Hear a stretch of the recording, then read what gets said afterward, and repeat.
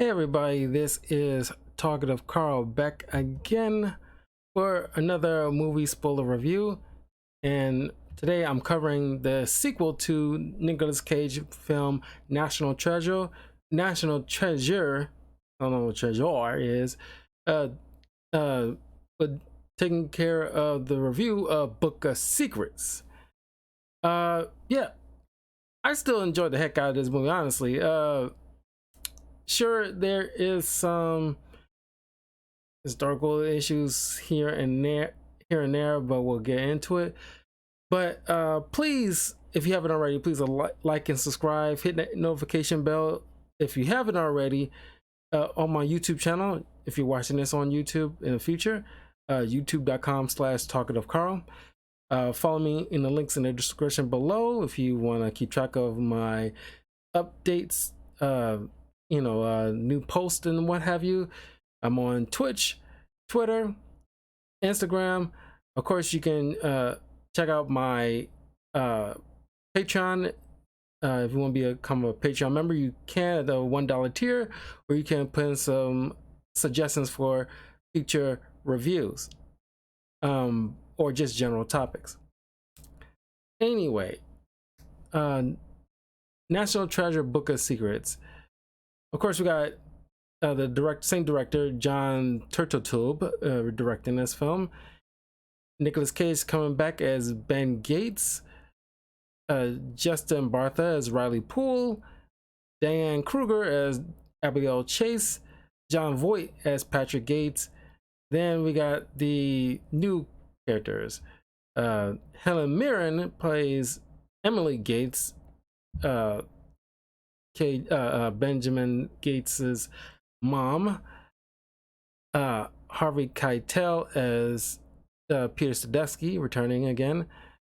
We got Ed Harris playing the bad guy, Mitch Wilkinson.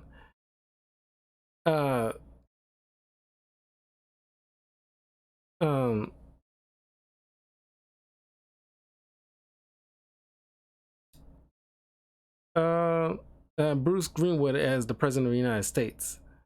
And of course, Ty Burrell, Modern Family guy, not Family Guy, but Modern Family person, as a White House curator and Abigail's new boyfriend. Yes, there's a thing. It's kind of typical in these kind of movies. It's kind of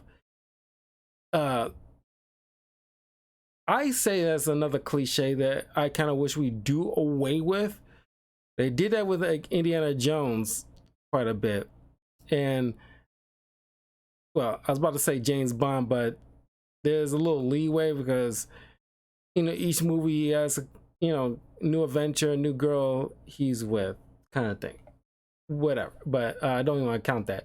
But it's just whatever love interest established, unless you're dealing with a rom-com, whatever love interest that the hero of the previous film get into, and they establish, they're starting a budding relationship, and then the next film, they're on the outs for one thing or another, just to add in some extra drama. And I want to say it's forced most of the time, but it's just that can we just start a new adventure and everything okay with the relationship? Because honestly, that's part of the main thing I really don't care about, is between these two, that little pissy little problems, and why oh hey,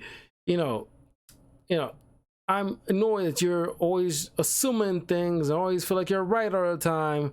And then like another, even worse, the parents and their little, like I left the toothpaste in the carry-on, but that's not the carry-on, that's the luggage. And I did it as instructed. Like, shut up. I don't care. That's so forced drama, forced comedy, that it's like, it's annoying. It's annoying as hell. But anyway, here we got like a new adventure going on where you go back. What was the, you know, uh, well, it should be 1865, but you know, I don't want to get like the exact year wrong, but literally days after the Union won the Civil War, or the Union troops won the Civil War. John Wilkes Booth and Michael O'Loughlin, I could be mispronouncing that, go to a Gates ancestor, Thomas Gates, who was asked to decode some kind of message for both of them. And Booth, of course, not want to linger because he had to go assassinate, Lincoln. And right as that is going on, Thomas was starting to realize, like what they was really up to. And in the confusion, tosses like in a page of a Booth diary to burn it, so that way the South won't find this particular Native American treasure to help fund and restart the Civil War. Ends up getting shot in the process, but his son is there, and he leaves him with this cryptic message: debts that all men pay, which meaning death. So fast forward to the present, while Ben and Patrick Gates are given this lecture. We got this guy named Mitch who presents this missing page of a Booth diary with Thomas Gates' signature on it, and like he put his signature on it, and that part was confusing the hell to me. Like, why would you leave your signature on a book that's not yours? Or was it is his? No, I could be misremembering the movie. I only saw like a couple of days ago, but it's like you leave your name on a thing like that. It's like, people going to, of course, assume that you probably had some kind of hand in one of the most iconic presidents in American history, and thinking that you have a possible hand in his assassination. Of course, what do you think? Whatever. It's just that now, because Mitch is presenting this and was given to him by his great grandfather, and he's having this kind of argument with Patrick about how his grandfather was telling him how it went down. And it's like, well, you call my grandfather a liar? You obviously calling my grandfather a liar. So now Ben, who wants to make sure that, because now the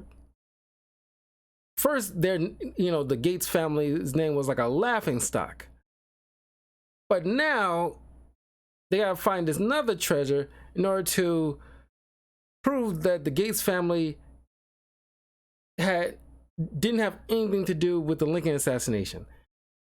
He asked Riley for help, because now that their name is put in this kind of scandal, they're starting to see like some kind of backlash ramifications, like the IRS is seizing. Well, no, it's not 101, and like Riley's just got like bad investment, and the IRS seized his car. But anyway, uh, they go to Ben's house, his former house he shared with Abigail. And because, like I said, it's some stupid argument, and they're on the house, and they're dividing, you know, their stuff. And they go on their computer to see, like, what's on this page, and they find some kind of hidden message. Yeah,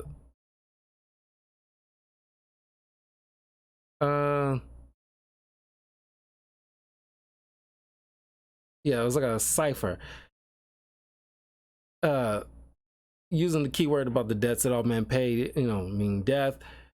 And this points them to the Statue of Liberty in Paris, smaller version. But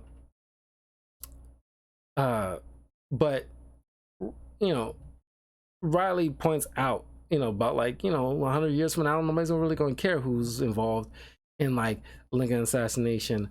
But Ben will care because he brings up about Samuel Mudd. And from this movie, I learned about Samuel Mudd because I didn't know this dude who was also accused but never convicted because they didn't have enough on him.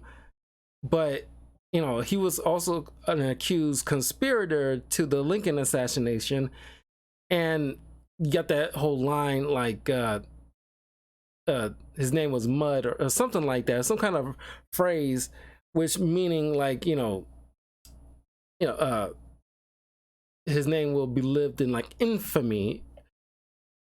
And because it's kind of the way like Ben describes, kind of like what's going on today's day and age, with like you accuse somebody of something, even though there's no legit proof, or even if you found like not guilty, your name is just wrecked, like for a good long while. And it's like like people ain't gonna trust you, or people gonna have a hard time hiring you. Like you see that in like celebrity culture this past few years. It's like it's crazy. It's like your name will be mud. It's like with the whole Jonathan Major situations, like like most of us like to think like, well, like the girl's bitter and like she was out of pocket and she's ruining this guy's name, and he's losing all these endorsements and commercials and all this other stuff. So now like his name is in mud. So Riley and Ben goes to Paris, and they using a drone, they find this little Templar message on the Statue of Liberty, even though you could probably just looked it up. And it's like a it mentions about essentially the two Resolute desks that was carved from like this big ship. One of the desks is in Buckingham Palace, and the other is in the White House. And inside these desks are these planks, or these wooden planks, is like with some hieroglyphs on it, which is like it's like ancient Native American, but it could also been Mayan or something like that. I think it was like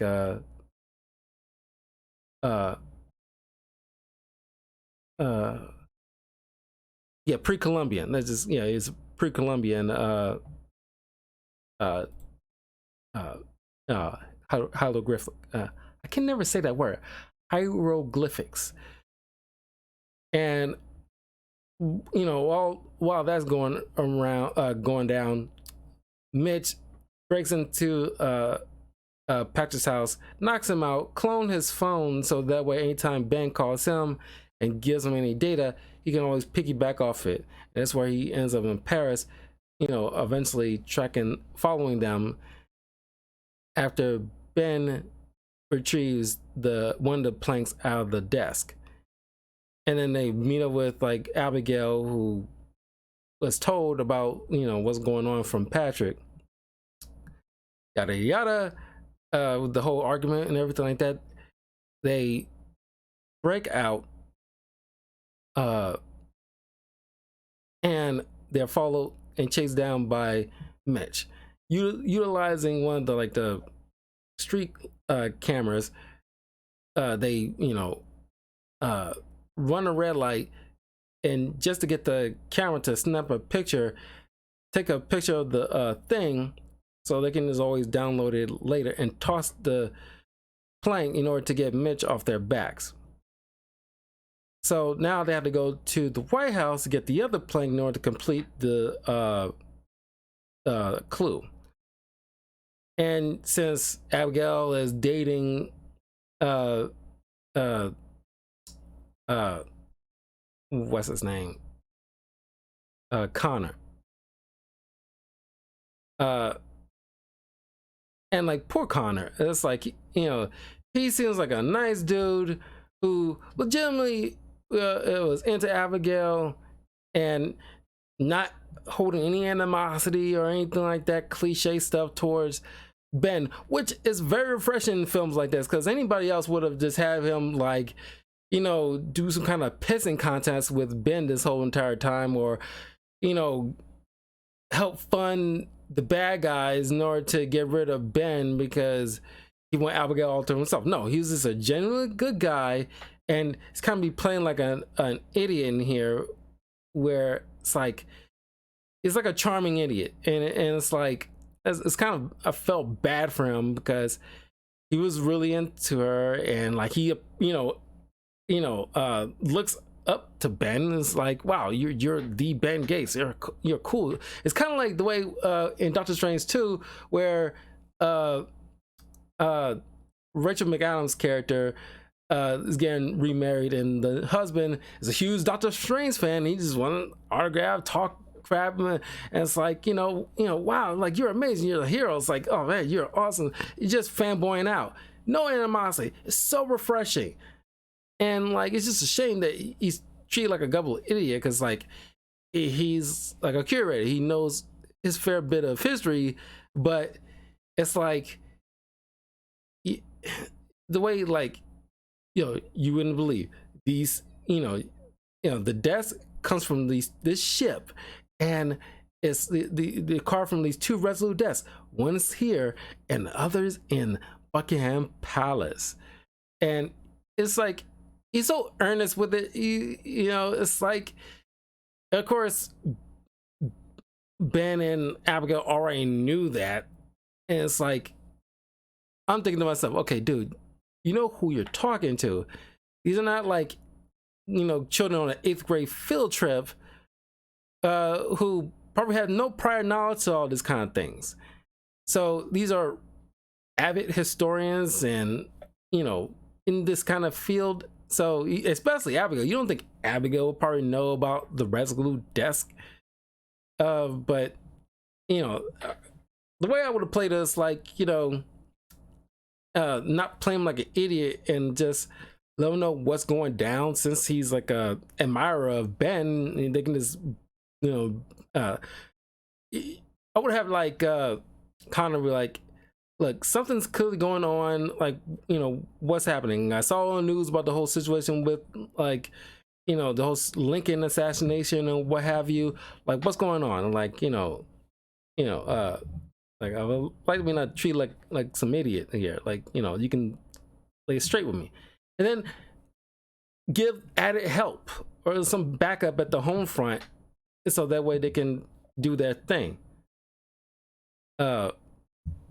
So they, trick Connor into, because during like the Easter egg hunt, they trick Connor into letting him inside like the White House Oval Office, so they can sneak in, get the other plank.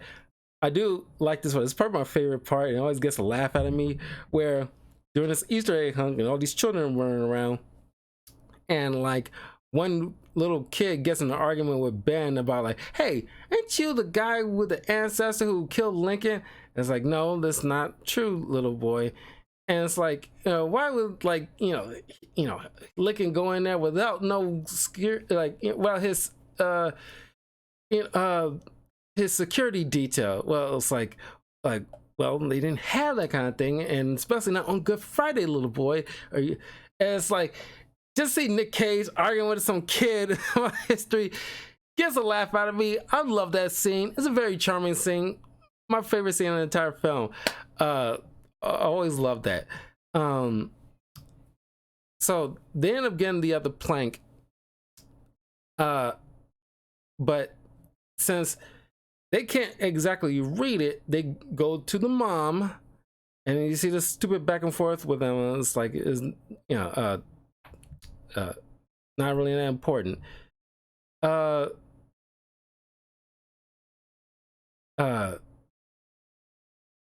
a little, I got a little bit of mix around, but they realize that there's like a stamp, like a seal inside the desk, because the plank, oh no, they didn't get the other plank. I'm butchering it. I'm sorry. Like I said, it's been a couple of days. The plank they expect to find in the president's desk isn't there, but there is a president's seal, a seemingly president's seal inside the compartment. It's like, it was later, it was found many years ago, in like the 20s.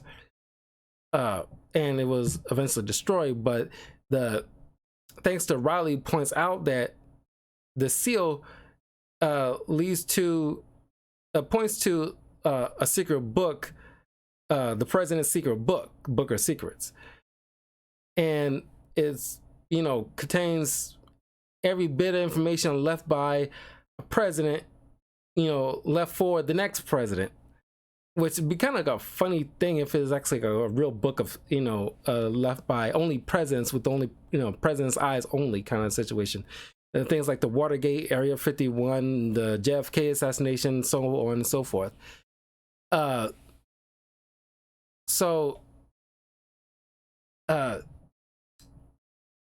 They realize that, okay, the information about this other plank to complete this clue, we need access to the book. But thanks to Sadusky, who points out that, yeah, there is a secret book, even though he's supposed to not be telling him this, but it's like, hey, you're my friend, I'll speak to you out in public, so so we can just talk as friends. Yes, there's a secret book, and no, you cannot gain access to it.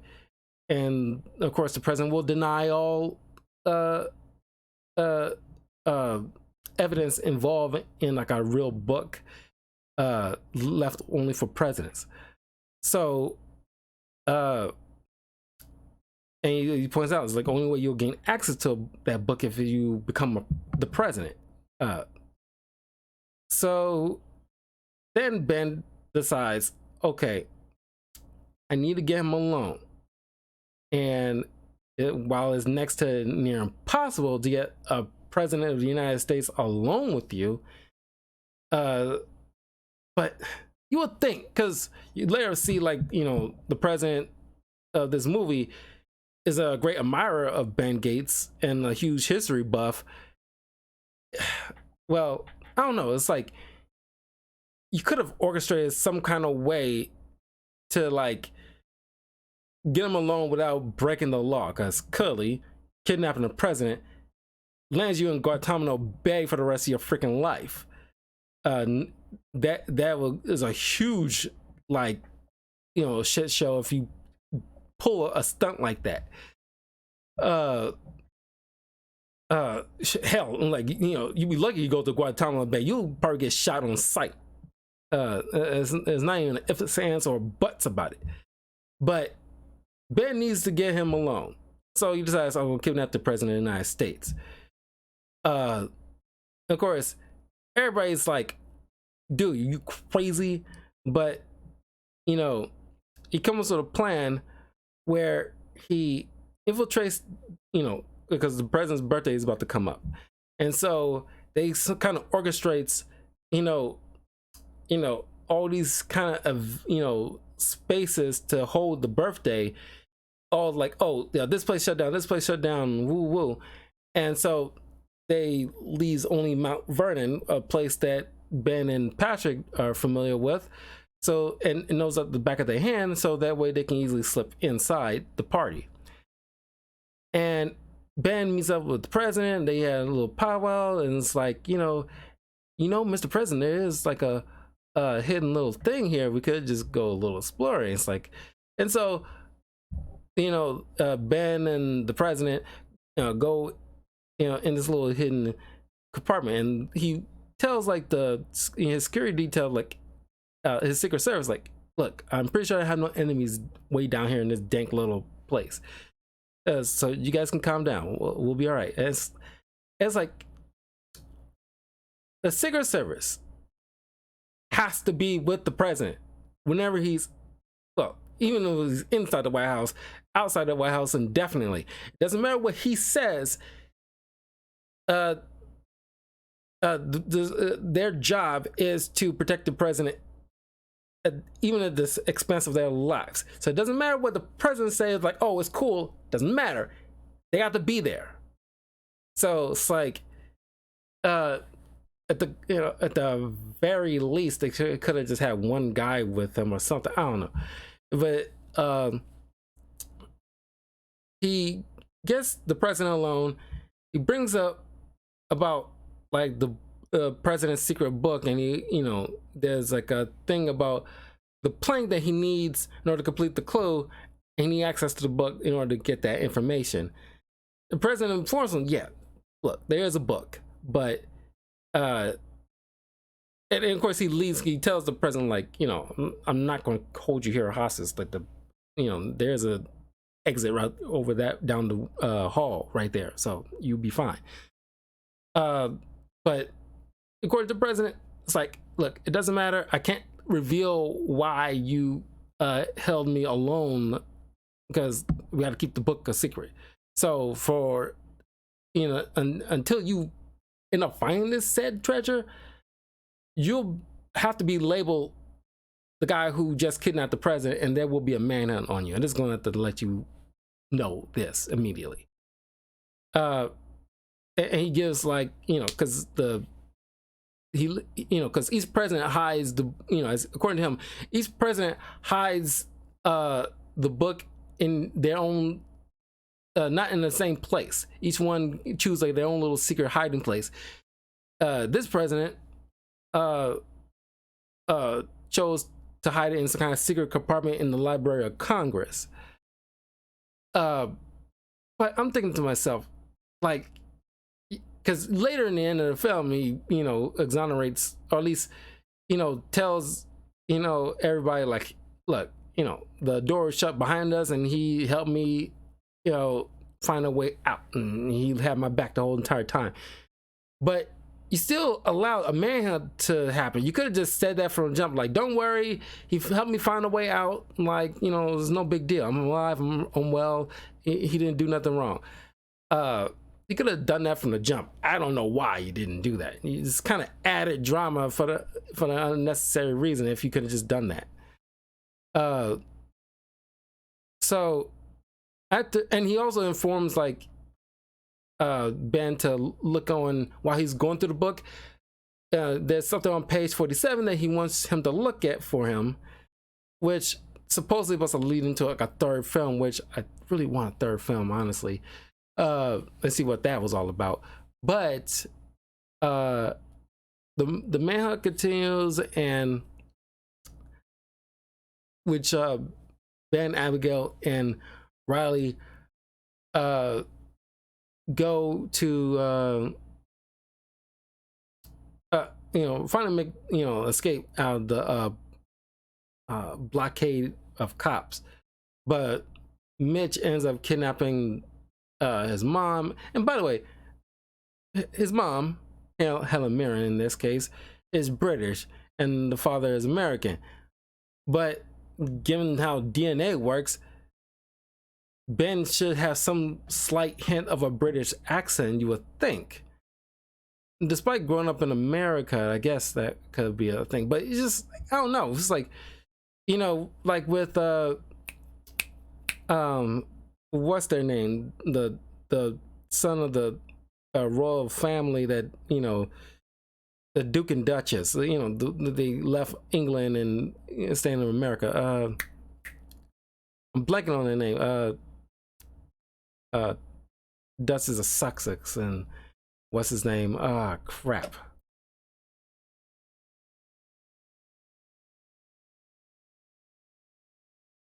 Kate Middleton, not Kate Middleton. Meghan Markle and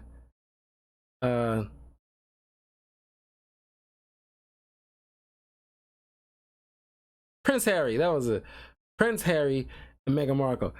And it's like, you know, she's American, he's British. Their children would, despite will be growing up in America, would still have a bit of an English accent because of the whole situation with DNA and everything like that. So it's kind of weird that Ben doesn't have any kind of like a slight Ben, like a British accent. If you're going to cast somebody like Helen Mirren, as great as an actress she is, and I love Helen Mirren, but might as well call, you know, there's tons of American actresses you could have hired for this role, because she's only in for like what 10-15 minutes of the film. You could have just got like an American actress, because having like one parent being British, it seems like, you know, I wouldn't say it wouldn't make any sense, but you know. But anyway, all the clues eventually, you know, after, you know, trying to help the mom, the clues lead to Mount Rushmore, because the Queen Victoria, you know, because according to the book, Queen Victoria, you know, knew about this, helped like not the Templars, but the Masons hide this treasure. And it's like, why would the Queen Victoria of that era during the Civil War help the Freemasons hide a treasure, where she was trying to help the Confederacy, you know, break up, help them win the war in order to break up the Union and everything like that, because it was pivotal for the United States not to be like a sovereign nation and everything like that. It's like, why would you help clear people who would be on the side of the Union? But they end up going to Mount Rushmore, and they find like a hidden compartment, and Mitch agrees to go along with them if he leaves his men and guns behind, which is kind of idiotic if you ask me. Oh, and Sadowski points out, it's like, you know, this guy who had this kind of information for like over 140 some odd years decides to suddenly show up out of the blue and present this. You don't think that's freaking suspicious? Yeah, that is suspicious, and nobody didn't bother to like pull this guy to the side and then, you know, investigate him a little bit.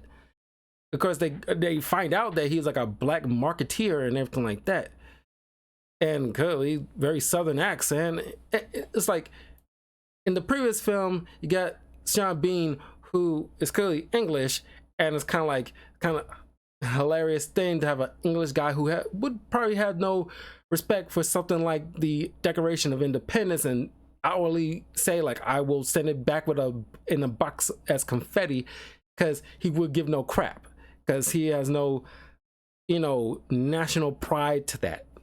And yet Ed Harris, a Southern guy who has like a, you know, a great grandfather, a great grandfather, who was part of the Confederacy, who also probably would be like an enemy, in this case, like an enemy of the, you know, like a American,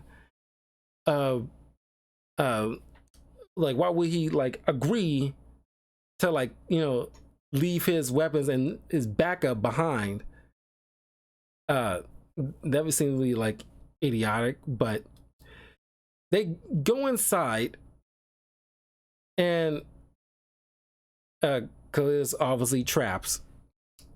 And of course there's one where he's like this big platform on top of this single beam that's like you gotta maneuver. If you have multiple people, you gotta maneuver in a way to balance it all out so one side doesn't tip over.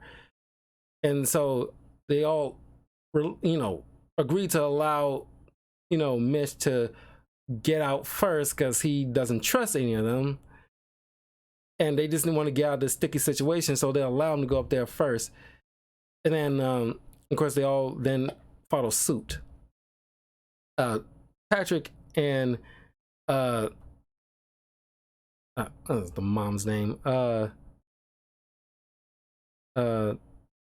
Emily, you know, get separated from them, and they end up like, because they all eventually convene on this hidden room with this, you know, boundless gold, and they found like a slightly easier pathway to the same area. Was kind of like, what was the whole point of all that, you know, with like Ben and like Mitch and this whole platform situation. But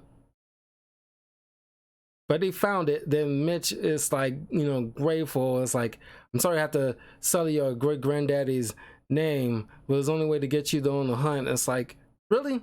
That was the only way? Fame, treasure finder, major historian, all that stuff.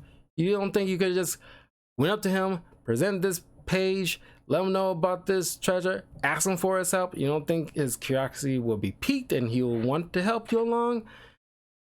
You gotta sully his, you know, ancestor's name, do all the sabotaging, you know, foot chasing and all this stuff in order to get him along on board. But the water is all of a sudden starting to fill up now after so many years. It's starting to, you know, fill up with water, and you know, there's like a contraption where Ben and Mitch are like turning the wheel in order to lift up the door because it won't stay open otherwise. And he doesn't want to be, you know, left behind or anything like that. But he agrees to like, will allow everybody else out, but Ben has to stay behind and everything like that with him. But, you know, through some, you know, crazy series of events with like, you know, the chamber, the water started carrying Ben through the passageway. Ben tries to hold the thing up so Mitch can get out, but Mitch, you know, realizing he's panicked, he won't be able to make it through, and he just asks for, you know, one request is to add his name to the list of names of this discovery, because his only thing he wants more than anything else is to be a part of history, to make his name mean something and be a part of something. So he's left behind. He ends up, you know, dying. Then of course the discovery is made. Abigail and Ben reconcile, blah blah blah. That doesn't really matter. And he goes to the president and tells him, like, you know, the name of discovery, you know, the Gates family is cleared of the, you know, assumption that their ancestor has anything to do with the Lincoln assassination. And the Riley Poole and the Gates family should, you know, and Mitch, all their names should be tied to the discovery of this great Native American treasure, which you would think should go directly to the ancestors to said Native Americans, because, you know, by right there's theirs. That never is brought up. You would think it would be brought up. Then like the president points out about the page 47. You know, it's like, yeah, I think I can help you with that, Mr. President. And you know, that's where the movie ends. Like I said, great movie. I love these kind of treasure hunting adventure type of movies. I have a thing for those, just like I have a thing for mystery films and spy films. They're so much fun. You know, most of the time it's so much fun if like you got a good writers and directors on board who actually have some invested interest and not just doing this because it's part of some kind of major franchise or whatever. They actually got a story to tell and it pays in dividends. But then we got these little mini TV series that recently came out earlier this year. National Treasure, the hell is that thing called? Edge of History. Yikes. I have some words about that, but I want to rewatch that because I haven't watched it since, you know, earlier this year. But anyway, let me know in the comments below what you think of Nicolas Cage's films National Treasure, the first one, and Book of Secrets. And I will see you all in like a few minutes. I got like a brief discussion video I want to really talk about, and it's been kind of weighing heavily on me, and I just want to just like give my 2 cents about for a moment. But I will see you all soon. Take care. Be well.